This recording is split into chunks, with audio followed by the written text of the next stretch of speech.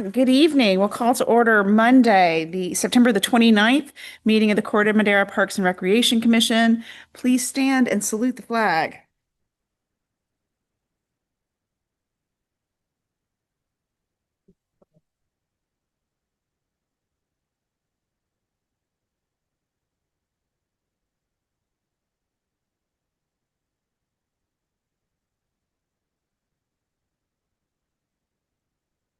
Good measure. Um, Rebecca, will you please do roll call?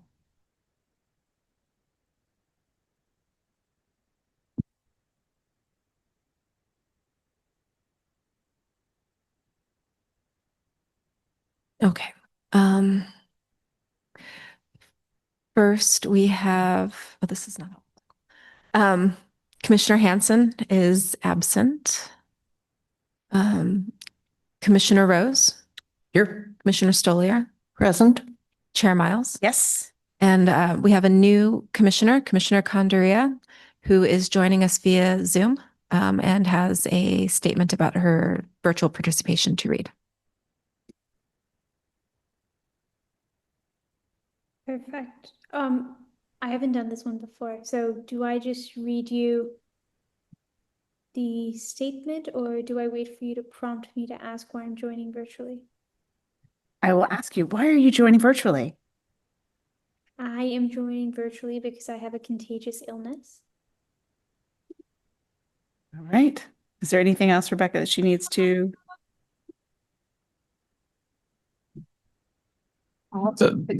Sorry, the statement I sent you with the attachment, you just need to read that and basically explain why you're joining remotely. Just read that statement and you're good. Okay. So, meeting needed to attend remotely due to contagious disease. Member, there's nobody here with me. That was, oh, jeez.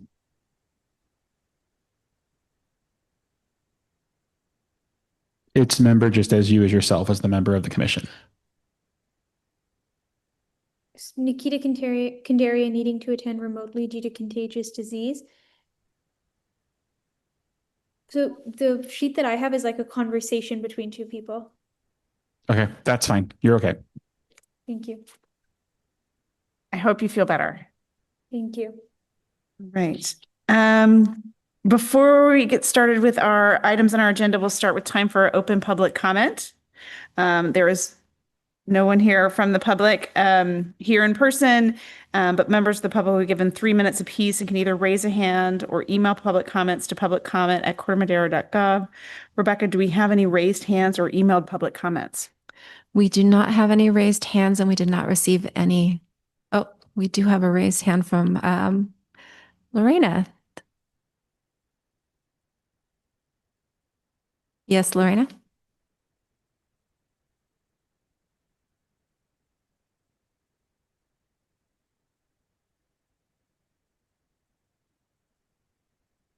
Hello, Lorena. I was wondering, is that an error? Maybe it was an error. I've been having some difficulties with the volume in the room, and I was trying to fix it. So I was wondering if maybe Can you hear me now? Oh, Yes. yes.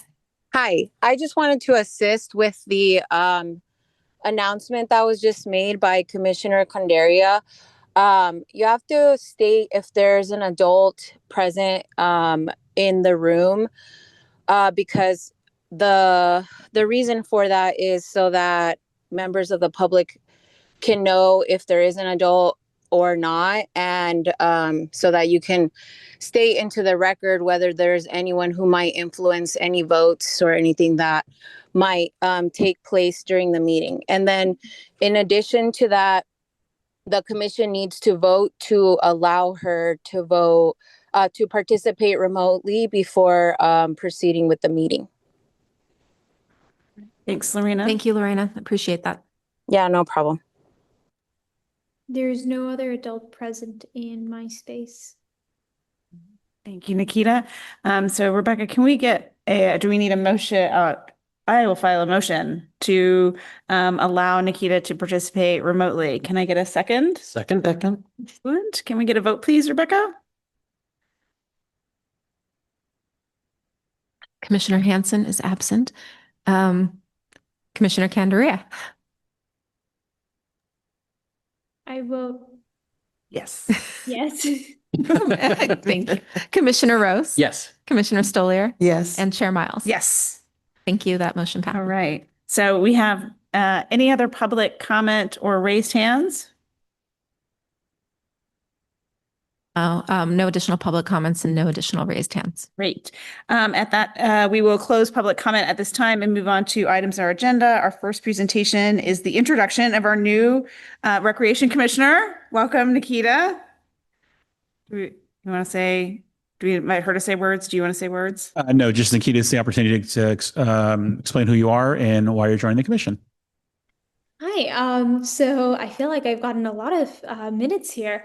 I own a event space in Sausalito. I have a house in Corte Madera, and I have spent the last 2 years being very focused on that and building my national distribution company and all of that. And I feel like I haven't taken the time to walk around and smell the roses. And recently I started, and I think that I started to notice some things that I would love to see addressed, some things that I think that I could help in addressing around the community, and that's kind of why I'm here. Welcome, Nikita. Welcome. Right. Moving on to number 2, recap of summer Camp Corte Madera. It says provided by Alex, but I think it's going to be Sydney. All right. So let me pull this up. Alex has got a flu bug too, so she's out. So Sydney is stepping in to cover both. So let me share the presentation. Oh, that's great.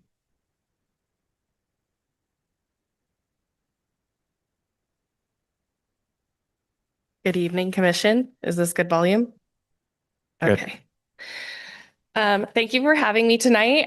It was supposed to be Alex Duran-Esparza presenting for Camp Corte Madera and Erin Duggan presenting for our summer enrichment classes. However, Erin is working basketball with our Rec Inc. program tonight, so she's busy in the field over at the Neil Cummins gym. And Alex wasn't feeling very well, so I told her to go home and take care of herself before tomorrow's busy day. So you're stuck with me, Sydney Bliss. I'm going to kind of read through some of these notes that we've got and go to the next slide.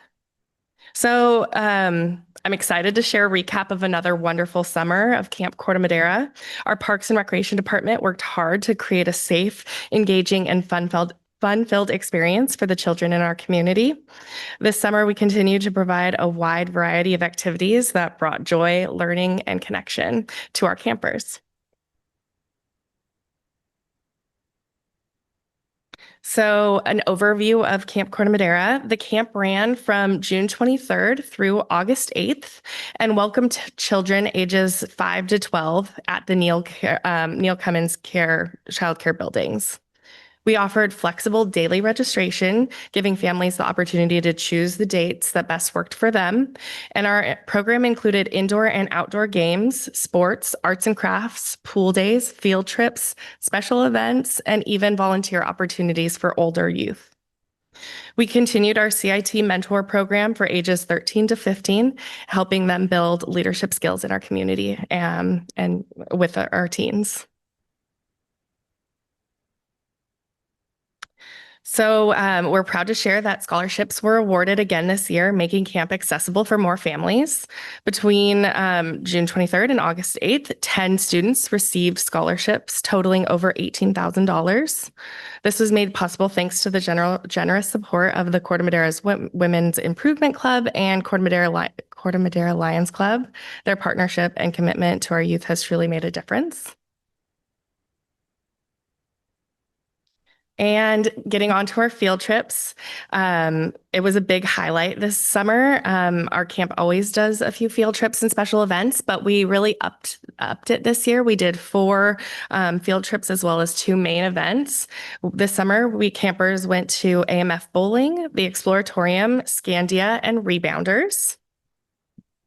And for our special events, we hosted the Camp Olympics and Camp Carnival. So these events brought the camp community together, encouraged teamwork, and gave our kids memories that they'll look back on fondly.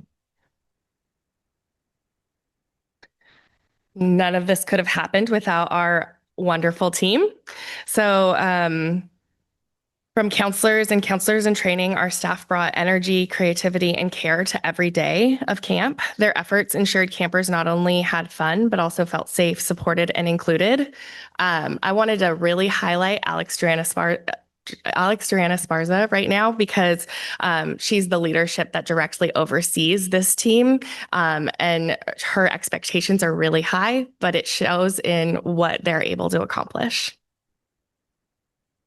And I have to finish up the summer camp Corte Madera slides. We had some parent feedback. We sent out a survey at the end of camp. Parents shared that Camp Corte Madera was one of their child's favorite part of summer. They appreciated how easy our registration system was, and how easy it was to adjust schedules. One parent wrote, "This is our first experience with Camp Corte Madera, and both the boys loved it. They'll definitely be back." And another thanked us for providing affordable option that gave their child independence. So these were all really encouraging. This was all really encouraging feedback to our team. We shared it with them, and we're looking forward to bringing these opportunities and making small adjustments for next year. Okay, and now moving on to kind of the coordinator, Erin Duggan, oversees the specialty camps. So this summer, our specialty camps really expanded opportunities for kids beyond our core Camp Corte Madera. We offered everything from kindergarten readiness to dance camps and carpentry, skateboarding, art, Dungeons and Dragons, and even 7 weeks of tennis. We also held six different Lego engineering camps and sports programs through National Academy of Athletics. So this past summer with these specialty camps, we served a total of 532 youth participants, which is up from last year. Last year, our participation was 451 signups, and the year before that was 385. So we're just slowly growing these programs every summer. And I think people are coming back and new people are joining every year because of the diverse offerings we have. And then I think we have. So for the specialty camps, we also solicited feedback. We sent out a survey at the end of summer. People really loved some of our instructors. They praised the tennis coaches, and they told us to keep building those strong participants with our strong partnerships and relationships with our contractors, because they obviously loved those camps that they were able to provide more specialty than our Camp Corte Madera does. And then families also told us that they liked the variety of camps and the flexibility of choosing which week or choosing either a morning AM session or an afternoon PM session. One thing that our Camp Corte Madera offered this summer was a supervised lunch program. So that helped transition campers that were signed up for a morning session go to lunch with Camp Corte Madera and then be dropped off at their afternoon session. So a parent could sign up for carpentry and Legos in the same day, and their kid could spend all day on campus with us, which was really helpful for working families and a fun way for campers to kind of see different things and not be stuck on one camp all day. So we're excited to keep building on this foundation, continuing partnerships with high quality instructors, expanding creative and athletic camp options, and ensuring accessibility through flexible scheduling and support services like lunchtime supervision. Thank you so much. Any questions? I'll chime in one thing. So we didn't know what enrollment was going to be like. It was the first year we didn't have summer school. So we usually had a lot of kids who came from summer school and came to us in the afternoon. Camp numbers started out okay in the summertime and picked up every week. So the word spread. They did a great job. Sydney and Alex did a great job. They really had an incredible staff who were there, engaged and enthusiastic. A lot of them carried over to childcare, which is great. But really, they've done a great work the last 2 or 3 years of getting campers engaged, getting staff engaged. It's really showed that numbers are picking up the way they used to be, even without summer school, which is great to see. Well, thank you, Sydney. And in her absence, thank you to Alex. This has been her fourth summer running Camp Corte Madera, if I have that right. I think so, yeah. And it's just been kind of better and better every year and bigger participation. So kudos to her. Another thing to add, they had Alex and the Alex team held a meeting with some of Mill Valley's camp staff at the end of summer to think about possible collaborations we could hold next year. So maybe sharing a field trip bus and going a little bit further, or expanding our field trip options. So they're always working to better the camp for the campers. Well, I love that we keep them here. Yeah. And we keep the Alexes happy because they do amazing work. Or any other questions from the commission before we open to public comment? I had one, just out of curiosity. I was looking at the photo and it looks like you're well staffed of the counselors in training and the staff. I was curious what those numbers were for the counselors in training, and if you guys had any issues finding folks to participate, and what was any issues filling up the staff for the summer program? I don't have the exact numbers. I think there were 15 to 20 counselor in training applications. And I believe that everyone was given a few weeks during the summer to participate. It's not an all summer commitment. I think we ask the counselors in training to commit at least 3 weeks of their summer. So they kind of rotate in and out. But one exciting thing is a lot of the CITs that have come up in our program, been campers, transitioned into that CIT role, we have also hired as staff as soon as they're 16. So I think we have 3 or 4 staff members this summer that were CITs last summer, which just proves that the program is doing its job and kind of people want to stay and move up to the next level. Wonderful. Love to hear it. All right. Rebecca, do we have any public comment? Did not receive any emailed public comment on this item, and we do not have any raised hands, nor do we have any online attendees at the moment. All right. Any other discussion on Camp Corte Madera? All right. Thank you, Thank Sydney. you.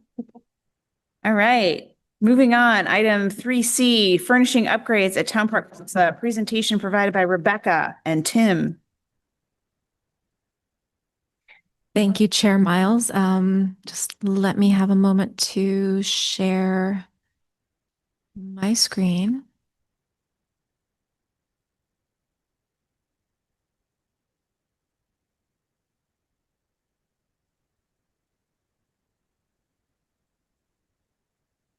So quiet in here. Okay.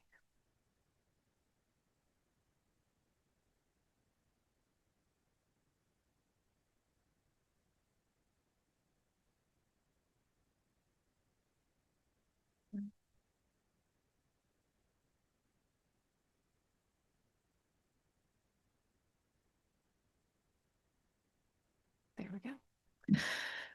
Okay. Thank you, Commissioners. Tonight's item is an informational presentation regarding the proposed furnishing upgrades at Town Park Plaza.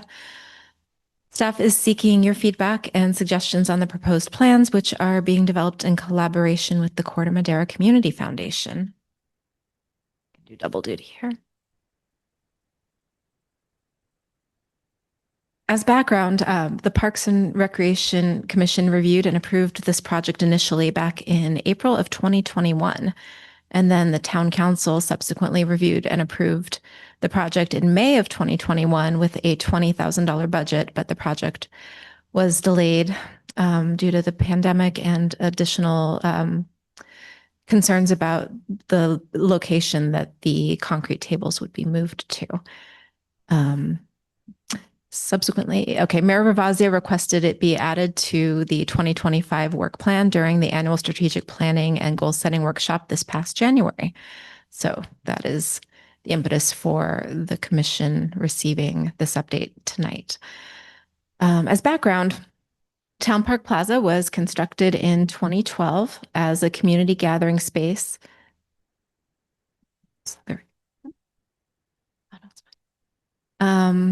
as a community gathering space adjacent to the community center and town park.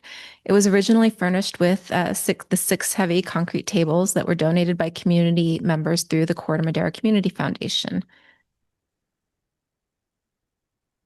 Tim has a full-scale Google Maps vision of this layout that he can zoom into if you'd like. It's this best displays these 6 concrete tables that are furnished with donor plaques listing the those who contributed to the purchase of the tables, and it's located under the shade trellis that was completed in 2018. The Cafe Verde tables that are associated with the restaurant are located on the south side that are regulated under ABC guidelines and have a fenced off access point. So this is Town Park Plaza, which is actually town controlled park space that isn't programmable and non-reservable. And it's just available for use both by patrons of Cafe Verde and people that want to just sit and enjoy the park and bring their own meals or drinks or just sit and have conversations with friends. I put this slide in here to show the evolution of the plaza. On the top left, you can see the original incarnation of the plaza. This is shortly after the plaza was constructed in 2012, and the tables were outfitted with shade umbrellas. And then in the lower right-hand corner, you can see the shade structure that was completed in 2018, which was phase 2 of the Community Foundations project. Okay.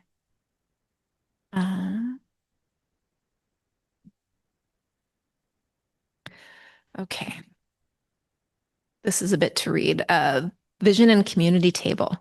This is the vision for the plaza and its shade structure, and it actually dates back to the early 2000s, inspired by a public plaza in downtown Healdsburg.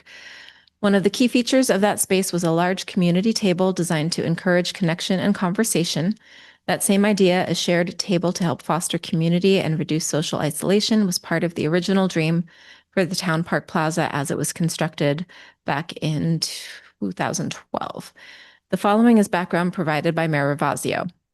When Town Park Plaza and its shade structure were first envisioned in the early 2000s, they were inspired by an outdoor public plaza in downtown Healdsburg. One of the features of this charming public space is a large community table where people could choose to sit if they wanted to connect with others. This simple addition to the plaza can help Corte Madera curb the loneliness epidemic by facilitating and the making of friends, and will also provide for greater versatility in accommodating different group sizes. The dream of this community table, which began on a Parks and Rec commission of an earlier time, approximately 2011 or 2012, was put on hold for a few years due to limited availability of funds. And at the time, the price of the round concrete tables was right, so we decided to go with them, even though we knew we had a different idea for the future. The Community Foundation purchased the tables with money donated by local donors whose names are now engraved on the tiles on the tables. The foundation was at first hesitant to have the tables moved at all, but then realized that the donors would be happy as long as the tables remained on the plaza and were taken care of. The foundation now fully supports the project, which includes the refinishing of concrete tables and moving them to the outside perimeter of the shade structure, along with the purchasing of new furniture for underneath the shade structure, including a community table. Doing this will effectively double the available seating for the plaza. This will allow larger meetings, better large group gatherings, better music audiences, and better alignment with the reality of the plaza that is becoming more and more popular place for people to gather. The additional seating will also help people realize they do not need to be a customer at Cafe Verde to sit on the plaza. People should know that the plaza is open parkland, non-programmable space, and that they are free to enjoy it at any time. These improvements will make the space more attractive, more versatile, and more valuable to the community. They will help our public realm have some of the same qualities as our more luxurious, high-end commercial spaces. And that comment again was provided by Pat Ravazio as background. Proposed enhancements. Proposed enhancements include the refinishing of existing concrete tables. Ross Painting has proposed a $7,200 plan to refinish the 6 existing tables with a durable your long name I can't pronounce, polyaspartic sealant. This work will be done on site with dust and noise mitigation measures. The tables will be relocated within the plaza, with 2 potentially being placed near the bike rack to create a family-friendly seating nook while maintaining ADA circulation. And as with the previous photo that I showed of the tables as they were initially established back when the plaza was completed, shade umbrellas can be used with the concrete tables to provide the shade if they were moved to the perimeter of the plaza. For the new furniture purchase, staff has received a representative quote from Terra Outdoor Living for approximately $22,537. Proposed furnishings include up to 8 bistro-style tables, dining armchairs, dining side chairs that would not have arms, 1 live edge teak community table, and 1 long bench for community seating. The other sides of the table would have the chairs. These additions will double the seating capacity and improve the layout flexibility and allow people to move tables around to create groupings of different sizes depending on their needs. The final selections will ensure ADA compliance and design consistency. Design coordination. Security and maintenance have been considered. Chairs are stackable and can be locked overnight. Teak surfaces will naturally gray over time, but can be restored every 3 to 4 years with a special process that would restore them to original condition if the grade coloring is wanting to be enhanced and revitalized. The aluminum furniture is low maintenance, and the refinished concrete tables have a long-term warranty. The ADA clearance is under review by town staff, and a future ramp may be considered. The town plaza would be closed for approximately 5 days during the revitalization of the concrete tables and furniture installation process. Cost estimate. The total cost estimate ranges from approximately $28,000 to $32,000 funded through the 2025-26 capital projects budget and sales tax fund. No funding is being requested from the Community Foundation at this time, although they do remain a key planning partner as far as the furniture selection process and site planning is considered.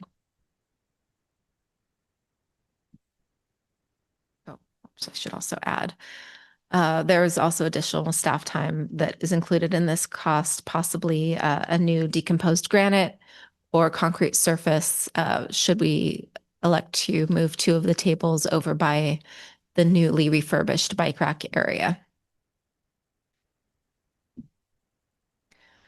While staff had initially anticipated presenting a budget amendment request to the town council on October 7th, we recognize that additional site evaluation is needed to ensure full ADA compliance. This includes assessing available space, the dimensions of existing concrete tables, and the proposed locations for both existing and new furnishings under the shade structure and around the perimeter of the shade structure. To support this effort, we will be working with our ADA certified staff to assist with layout planning and ADA accessibility review. A detailed site plan with dimensions will be developed prior to finalizing any furniture purchases or relocations. As a result, the presentation to the town council will likely be scheduled for the 2nd meeting in October, currently planned for October 21st, to allow time for the thorough evaluation and to ensure that all proposed enhancements meet accessibility standards and community needs. So, September 29th today, the commission is being asked to provide feedback on the proposals and then follow up an incorporation of commission feedback, finalization of the furniture selection that would provide for accessibility requirements, and preparing the detailed site plan and layout and completing the ADA compliance review. And then October 21st, potential council consideration and review of the final site plan and any furniture proposed. And that concludes the presentation. I'll stop sharing for now so that we can see our fellow commissioner on the screen, but I can bring it back at any time if you want to look at any pictures. I have a PDF of the staff report open in case we need to pivot to that, and Tim has the plaza open as well. And please also share your own comments. Thank you. right. Thank you, Rebecca. We'll start with commissioner questions, then we'll go to public comment, and then we'll come back to the commission for discussion by order of process. So any questions for, hey, here we go. I have a couple questions. One is the bistro tables. Are those to go like near the area where the long table is with the one bench? And are they high tops and are they seating one or two people? Let me find up the place in the staff report. Is there a The layout? hand-drawn Shows that? proposal. Layout here. Are you referring to the four tops? Okay. Yeah, so, and I'm not sure they're four tops because it looks like a four top in that drawing, but in the actual, like what table they're gonna buy, it's a two top. So that was. Though that's just representative of the style of Okay. table they're looking for. So- Sarah also has other tables. Okay. We need to find one that has the correct ADA compliant toe and knee clearance. Okay. So That how is the many are look you they trying to envision, and seat? they are looking to have four tops. So four, So you're trying to seat four at the bistro tables? Correct. yeah, so Okay. one long table and four Right. tops. And the four. Or up to Eight. eight 8? around the table. They need to ensure that there's space and required ADA clearance between all of the tables. Yeah. So up to 8 is the vision, and that is the look of the table that they would like to find. Although there's the other one that you can see, the Belvedere umbrella table on the page 28 So- of the. 32 around the outside and 10 in the middle. So 42 seats. Roughly by this drawing. I mean, I'm skeptical of that. Roughly by drawing, Space. yes. Okay. And those 8 four-seaters are movable where the main table is anchored to the ground. And the idea would be that they would be the same table height as the community table and can be moved to be flush with it to create a longer community table or clusters of expanded seating, depending on Okay. the user's needs.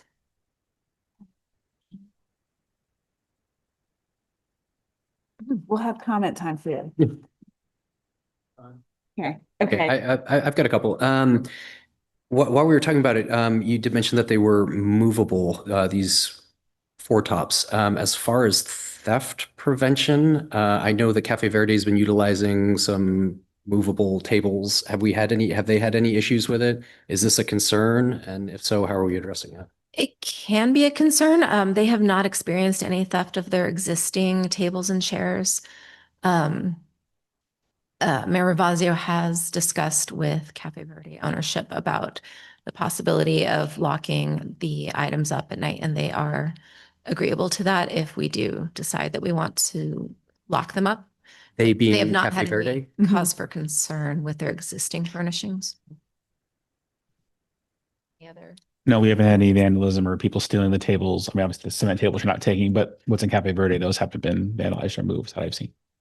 Okay, good. The other question I had is, so I know that this was on the agenda a while ago, pre-COVID, and then it's popped back up. And I always tend to ask this question. I know nobody has the master plan memorized, especially me. Where does was this addressed in the master plan? Is this something that the community is asking for? Where is it in the priority? Was this even a line item mentioned in it? Do you happen to know, or do any commissioners happen to remember?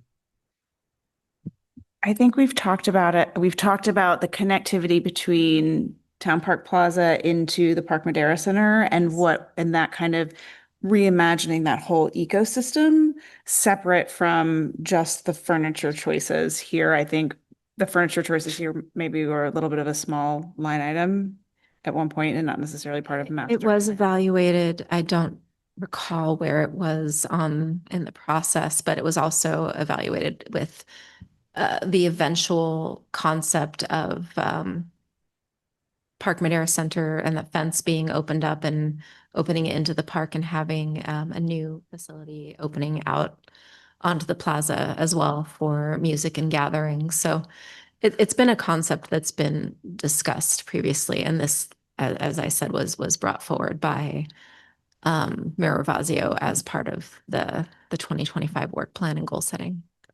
But if we had requests from the community for this. We have not. It was not, when the master plan came through, it was more, they just looked at the plaza itself and it was a functioning plaza. Tables still functioned. There was still access. So there wasn't a high on the list Okay. of the master plan items. Those are the two on the top of my. One of the points I wanted to make is I know that book clubs like to meet there, and so having a long table would be a good thing for those kinds, or Cub Scouts or softball or anything where you want to have everybody at one table. So I do like the idea of replicating what was in Healdsburg. And the other was the, should have written it down. There'll be more time for comments. This is just for Okay. questions. Okay. Any other questions before we go to public comment? Nikita, do you have any questions? No, I feel like it was pretty thorough. Right. Rebecca, do we have any raised hands or public comment?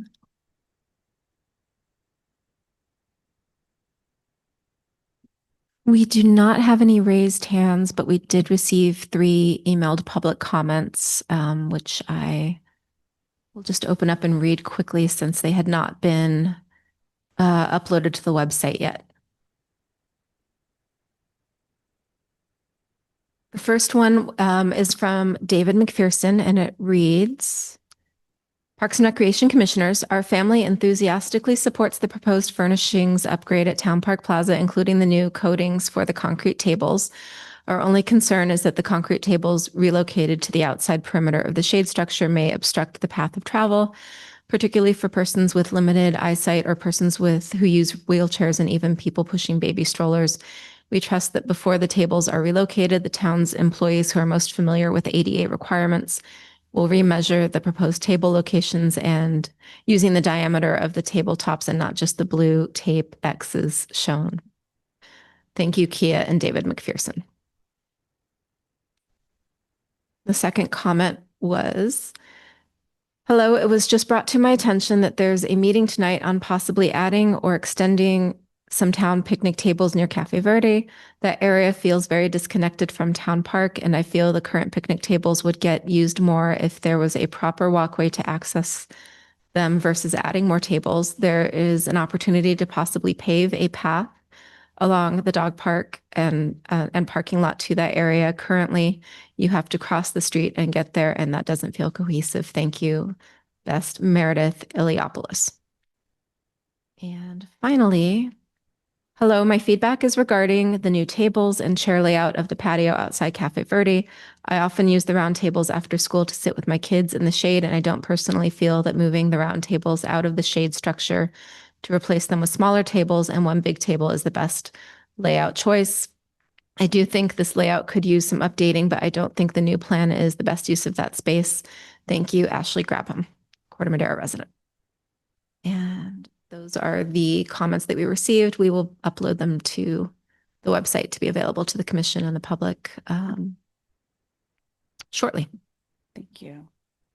All right, so now we bring it back for discussion. Patty's remembered. You wrote it down.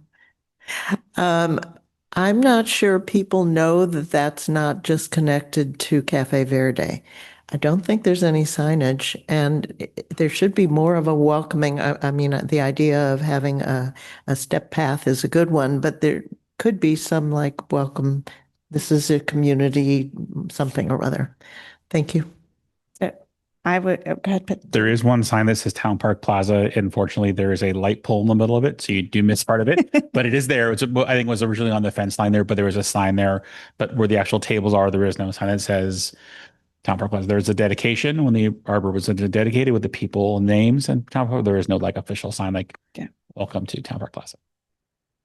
I did a straw poll in the park today, and I asked about a dozen parents. And my first question is, who do you think owns that space? So I had one person who knew that it was public space, and everybody else thought it belonged to the cafe. So I think that your suspicions, I would agree with those, that people don't know that it's public space. And so I think that as we think about what we want to do there, making sure that it's clear to everyone that it's public space, but also that we update it in a way where it doesn't become less public space. So right now, the shade structure can't be changed by anybody but Cafe Verde staff. The TV screen can't be used by anybody but Cafe Verde staff. If we have tables and chairs that get locked up by Cafe Verde staff, if they're not open in the morning, which they are not, then that space is not available until they are open.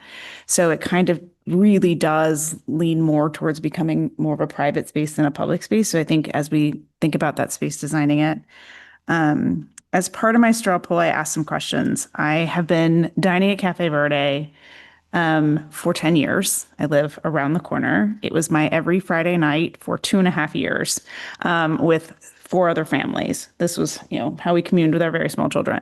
So I'm very familiar with what it's like to be there with little kids, and I now have much bigger kids. Those concrete tables don't topple over. They can't get rocked back. I can't lean back in my chair, right? On the concrete patio where things get scraped and scratched. The idea that the kids are fixed in those spots is real nice. But the feedback I got from some of the parents who have the kind of the sub 5 kids, it's hard to keep track of your kids there anyway. It's real close to the road. There are a lot of people turning fast into that parking lot in multiple directions. So the tables closer to the road don't feel good to them. They would almost like some kind of fencing to keep small children in feels better than something else. Yeah, multiple people brought up this idea of the walkway. And again, this is like coming from the park or coming from Neil Cummins. If you're trying to get to the dance studio, you're getting all your steps in, coming all the way around by the community center to cross the crosswalk where it's safe, then to cut through Park Madera Center. So again, kind of having that walkway would start to help people understand that, again, this is a community space that is part of the park. So I think that those are things we should consider as we do this. The shade is the other big piece there. We built that shade structure, and remember, it has that really long wall that comes down because the sun comes in off the top of the community center and goes straight into that space. So a top-down umbrella doesn't work. That's why it has that long wall. So again, putting these tables on the outside on a sunny day, they're super exposed, but also you cannot see the people who are there. So it's now kind of creating 2 spaces where if your kids are on the other side of that, they're now on the road, next to the road, and you can't see them.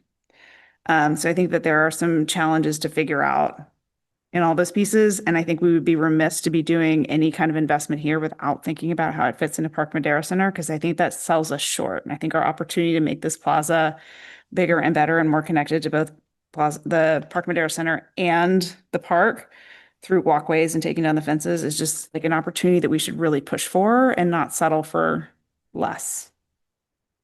That would be my challenge back to us. Thank you. It would be, I would just like to add that in case that helps the thought process, Mayor Ravazio and Glenda Corning of the Community Foundation were the ones investigating different varieties of tables and chairs. And they did take weight into consideration and work to find potential chairs that not only some didn't have arms, some did have arms, so you could put some together and seat more kids. And she felt that there were people in the community that would appreciate chairs with arms to help raise and lower yourselves. And they were looking for one-piece construction constructed in a way that was heavy and weighted and not tippable. So that those were when they did their sit tests. When they did their sit test. That's what Yeah. they rocking and Okay. To see the maneuverability and the durability and the weight of the chairs they were looking at. So as they continue to evaluate options, that they are keeping that in mind. I've got similar comments. So I've been going to Cafe Verde for, longer than I can remember. I've lived 2 blocks away for 12 years. I love it. I similar during COVID with my family with very small toddlers all the way up through now. I have my 13-year-old. I do share the concern that it is close to that parking lot, especially it gets super crazy with all the activities and soccer. So for families with small kids, it is pretty concerning. They do have these big planter boxes there, but there's segues in between it. So I do understand and appreciate the concern of one of the folks that wrote in. Walking by there literally like twice a day, those shades are down most of the time. I mean, that sun is brutal. Those being down, it is going to be 2 separate spots. I don't know if there's a way to extend the overhang. I don't know if that was considered. Maybe it was, and it was just, ruled out. If there's one way that we can maintain it as a single spot and then push the parts that hang down, the shading covers further to the street, creating more of a divide from the street. Maybe that could be, a more permanent, not a permanent, but a fixture, a lock on the bottom to stop kids from being able to go out of that space. I don't know if that was thought of as well. But if it was merged, there's some planter boxes there that would create a little bit more space. The tables could be then a little bit closer towards the rest of that place, creating more of a walkway for ADA compliance. I think on the other side, the street side of where the trees are, that is a pretty generous walkway. I mean, I don't know. I'm guessing it's ADA compliant on that other side. So I don't have a concern there. But I think those are all my comments. The proper There's a bike- sidewalk between the. There's a proper sidewalk that most people don't even use because it's a much wider area Okay. closer to Cafe Verde, but it is a code sidewalk that people, with a wheelchair could. Correct, because there's that ADA parking spot just on the other side of the fence that has the opening to go either straight toward the community center or along the wall Gotcha. of Cafe Verde to their entrance. The other comment that I had is I do love the idea of having a walkway that gets from the park to that spot without crossing the street. There is also an opportunity even to just have a cut or a dip in a crosswalk to get from kind of the dog parks, like a curb cut. Because right now it's a big step up, and I see kids on skateboards and bikes that have to jump the curb, and I don't think there's been any accidents there, but To even get to the bike rack, right? There's no easy access. There's for no bikes. easy access to get down that way, and I think that you could probably merge those two ideas, and then have, along that the dog park. I mean, there is open space. You'd have to dig it out a little bit, but Yeah. I think those are awesome ideas. And I think we recently put in that bike parking, the bike. Yeah, so I think that About 2 maintaining months that ago. on that side of the park as well is helpful. It would be Oh, nice. what was that last comment? It would be nice to maintain that bike parking. I did actually see a couple bikes parked there today. I'm not sure, even sure where the kids were, but I think that that's a used space. I don't know if that was on the chopping block as we move tables around. Okay. No, enhancing that space and moving the DG or concrete out would be Okay. what we would do if that is the ultimate decision. In Gotten good terms of, feedback on the bike parking. oh, sorry. I think I had a little lag. I didn't realize I was talking over someone. Sorry. Okay, continue, please. Okay, so I think that I was obviously newer to Cafe Verde, and I was one of those that believed that that space was Cafe Verde space. So if I was waiting, I wouldn't feel comfortable sitting there unless I was ordering something from inside. So I think that visibility is going to be really important, especially if we are building some sort of walkway. I think it's very simple to put some sort of educational material on that walkway, right? So as people are exiting, they're getting on that crosswalk, whatever we're building, and then to have a little sign that's like, hey, if you need to wait, you have these tables, they are, open to the public, or some more creative verbiage on something like that. Because I think that availability and feeling of comfort on usage there is really important. In terms of the fencing, my only concern with fencing is at the end, you don't want it to affect Cafe Verde's like walk-in business either, right? So if you fence it in, a lot of people that are walking by are going to have a harder time telling whether the place is open or not, because they don't see like the hustle bustle towards the exterior. And I might be overthinking it, but like if this was happening outside my business and I was like, okay, I've had these tables and chairs, people have been sat here, I've been able to kind of gain some sort of foot traffic through that, I would be a little more sensitive to that. And then, yeah, I think, and then the only other thing is like availability, right? So whatever we do, I think not tying it to restaurant hours. So making sure that Cafe Verde isn't responsible for locking it up and unlocking it, right? Because things happen, people aren't necessarily, like, that is not their main business and it's not their main focus. So if they are closed for 3 days, 4 days, we don't want it to just end up being something that becomes unusable then. I just wanted to add for the record that Cafe Verde staff offered to help with that if that is something the commission or the council ultimately sees a need for.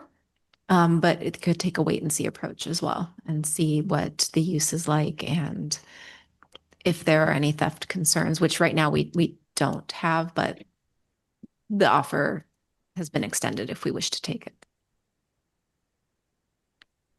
I think when we've done things like this in the past, we've spent a lot of time getting community feedback. We've done it with the playground, we did it with the bathrooms. I think I'm a little worried we're not following full protocol here on kind of making sure we're gathering input from the community as to what they're looking for and needing. It's also a nice way to raise the profile that this is a community space if we allow the community to come together and design what it is they're looking for. So that'd be kind of my last push for following the protocol that we know works. It might be good to have it located there, Yeah. like we did with the Menke Park input. Thank you. Yeah, I support that idea. I like the transparency, and it brings awareness that this is a public space. Yeah. All right. Any other comments, questions? Move on to the consent calendar. These are items that are routine or have been previously discussed and do not require any further Hold on, discussion. you jump one. What? Hold on. Are we good? I No. think so. Because there was no vote. No, there's no vote. I just want to make sure that But we've I've recapped all the feedback. captured. So I think the intent is to take the notes that we've taken on your thoughtful input and provide that to the town council ultimately. Was there any? I That's good. think we've given general feedback as to what we've heard from the community and our personal points of view, but I think our ask is that we follow protocol and ask the community and provide an opportunity for the community to give feedback. Okay, that's a good summary. Yeah. Thank you. And if you wanted to provide your polling and the feedback you received, I'm happy to incorporate that as well. Thank you. Okay. I need a vice chair. I know. I was like, just kidding. We're gonna reorganize the commission and select a vice chair. Do we have any nominations for vice chair? I nominate Nikita. Do we have a second? I can second that if Nikita is willing to take that on. I know it's your first day on the commission. I mean, no better way to learn on the job, is there? It's really a lovely opportunity. We are very kind and we will give you all the things you need. Do you want to give her a little summary of what happens being vice chair? Yeah. So And Alden's health is very good. yeah, I have a pretty good cheat sheet here that is how we run the meeting. So in the case that I can't run the meeting, you would run the meeting. You get to use the gavel, which is super fun. And that is kind of it, following protocol. And actually, Rebecca will be here to guide you for anything, anytime we break protocol. She will chime in and let us know.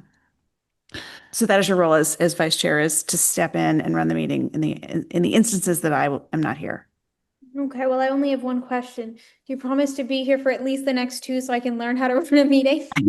Yes, I Okay, think so. Should be fine. perfect. Yeah. Then I would be honored. Excellent. So do we need a vote? Yes, please. Yes. All right, Rebecca, can we have a vote, please? Commissioner Condaria. Yes. Commissioner Hanson is absent. Commissioner Rose. Yes. Commissioner Stoliar. Yes. Chair Miles. Yes. Welcome. Congratulations. That motion passes, and thank you for stepping in. Appreciate it. All right, so now we're really on to the consent Yeah, we're calendar. good. These are items that are routine or have been previously discussed and do not require any further discussion. Any member of the public is welcome to make a comment or pull item from the consent calendar for further discussion. We'll start by asking if anyone from the commission would like to pull anything from our consent calendar for discussion. No. Anybody from the public? Do we have a public comment or raised hand? We did not have any raised hands and no online attendees have the hands raised. Right, I'm going to bring that back to the commission for a possible approval of the minutes of the August 25th meeting. Do I have a motion? I move to approve the minutes from the last meeting. Do I have a second? Have a second. Excellent. Rekha, can we have a vote, please? Thank you. And I'll just add for Commissioner Candaria, you're welcome to abstain, or if you watched the proceedings on Zoom, you can. No, that was the minute we lost all the Zoom. Oh, right. We had a power outage. I can't- 3/4 of the way through the meeting, and the power was wonky throughout the meeting. So there is not a good Zoom recording of that meeting. Anyway, I'll continue. Commissioner Hanson is absent. Commissioner Candaria, I abstain. Commissioner Rose, Approve. Commissioner Stoliar, Approve. Chair Miles. Yes, approve. Thank you. That motion Excellent. passes. That brings us to our no business items and on to staff updates and commissioner reports. Perfect. We are going to start with, first of all, last Friday night, we had the Cove outdoor movie. Thank you for Commissioner Rose and City and I out there. It was a cold night, but we survived. I think we had a good time. And we had about 200 total people, which is a great crowd for the Cove movie. We've really seen that the Cove school community really comes together for these events. BTO was out there selling popcorn and promoting their events, and they really, really had a good turnout. I was freezing cold. The kids were running around in shorts and t-shirt. And I'm like, you've got to be freezing. There, we're fine. I'm like, okay. But overall, a really good event. We showed the movie If, which is our second movie of the year that we're showing. Our third one is this Friday night, we're showing the first Wicked movie indoors. We're indoors. Sydney's coordinating that. We've had a lot of questions about, are we showing the first or the second? I'm like, I don't have privilege for the second movie, so we're showing the first one. Some popcorn and some snacks and some activities, but we're showing that at the community center on Friday night. She has about 85 people already RSVP to show up, which is great. This is a good number for a Friday night movie. Next couple things. Pumpkin carving is right around the corner on the 24th. Always a fun event. Fills up quickly. We basically gut your pumpkin, make a big mess in the community center. You get to carve it and take it home. And it's closer to Halloween, so hopefully the pumpkin will stay good through Halloween. An update on the Play Core grant. I actually met with the rep today and found out that we are under the Omni purchasing agreement, which means we're able to group purchase the playground, which will save us some money. He's going to send us some updated drawings of some ideas and then have another survey out from specific items. So we'll talk a little bit later about the playground, but that's the current update from that for Town Park.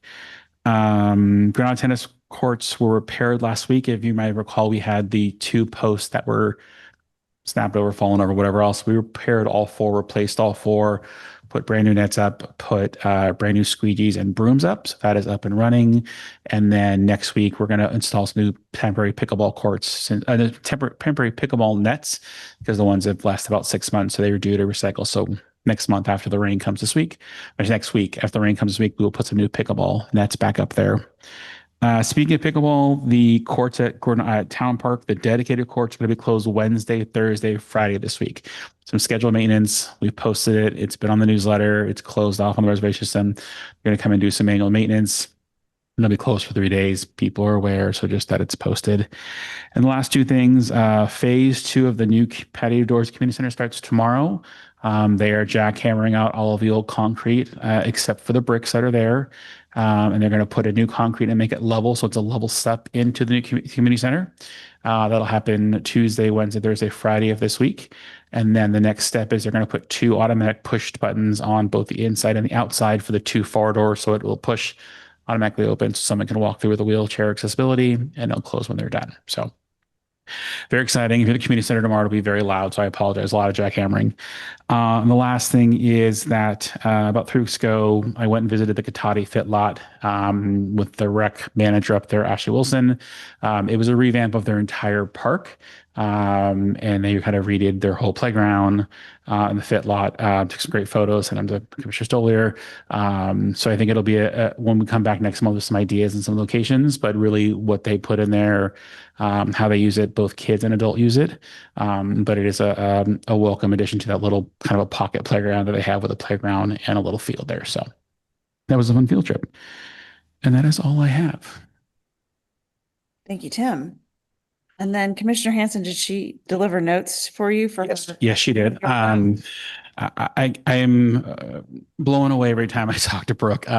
She is stepping up incredibly, and she's been great. So first of all, she apologized for not being here. She had a water polo game tonight. First up, she said the Larkspur Quarter School District is considering the new fencing of Cove School, no Cummings at Hall Middle School to enhance safety and security for students, faculty, and parents. Hall currently has the most fencing, but the district proposes adding perimeter fencing so facilities such as the fields and courts remain accessible before and after school and on weekends. These changes would not affect existing day camp programs. And then at Cove and Neil Cummins, the plan involves a two-phase installation with fencing between buildings and other accessing the entire campus. Basically, there will be some changes as we talked about, but basically it's creating a new, clear, safe playground and ability for this campus to be secure during the school. So she reported back on that. And then secondly, reported back about the replacement of the shortboard marsh pump station, which is the oldest unit and nearly failure. The project expected to span 4 years and require funding for the third and fourth years of the projects. The new pump will be electric to facilitate regular approval and assure greater reliability. She again apologizes and looks forward to seeing us next month. So I'm blown away every time. So she's been an amazing youth commissioner. She's great. So.